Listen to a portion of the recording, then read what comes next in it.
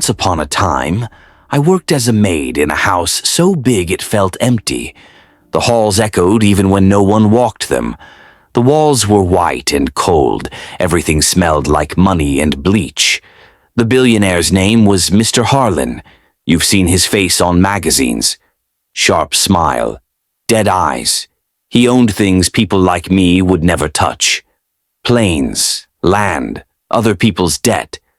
But this story is not about him. It's about his mother. Mrs. Harlan was old and thin, like a shadow that forgot how to leave. She stayed in the top-floor bedroom, curtains always shut. No sun, just machines that beeped and sighed. Doctors came every week. None stayed long. She won't last, they said. Quiet, but not quiet enough. Mr. Harlan did not cry. He only nodded and paid. I cleaned her room every morning. I changed sheets. I wiped dust. I watched her sleep with her mouth open, breathing like it hurt. One day she opened her eyes and looked at me. "You smell like dirt," she said. I smiled. "Sorry, ma'am." "No," she whispered, "like home."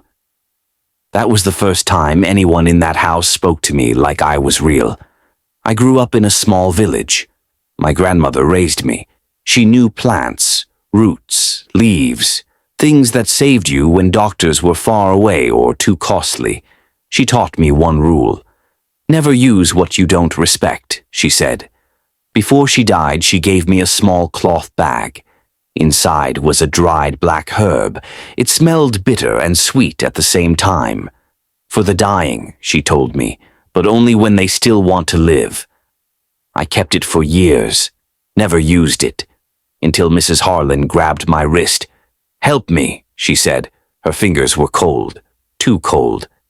That night her machines went wild. Nurses rushed in. Mr. Harlan arrived in a dark suit, like he came from a meeting, not his mother's deathbed. "She's crashing," someone said. They pushed me out of the room.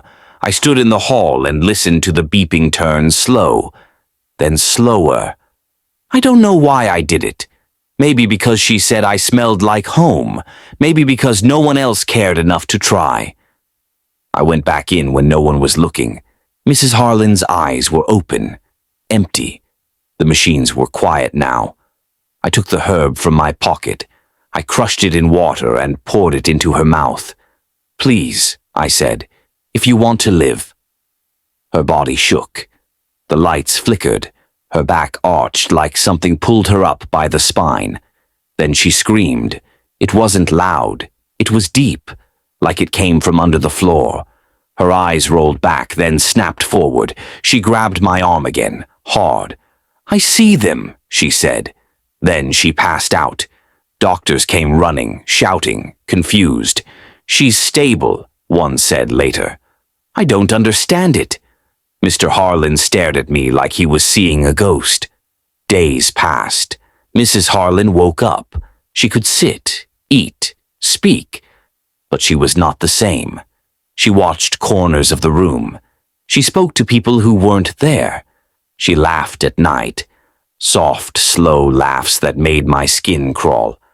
One night she asked me to sit with her. "They came for me," she said. "Who?"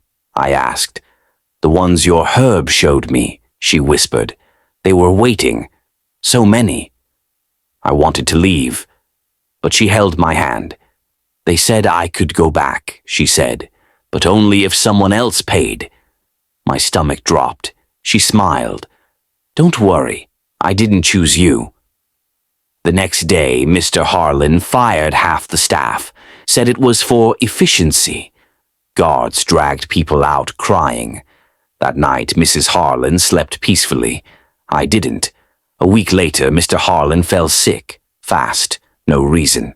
Doctors panicked, same machines, same sounds. Mrs. Harlan stood by his bed. "He took too much," she said calmly. "All his life." Mr. Harlan died before sunrise. The news called it stress. I quit the next day. Before I left, Mrs. Harlan pressed something into my hand, the cloth bag, empty. "They're done with me now," she said, "but you should know." "Know what?" I asked. She leaned close. Nothing is free, she said, not even kindness. I burned the bag that night, but sometimes when I clean my small apartment, I smell dirt and something bitter, and I wonder who else is waiting.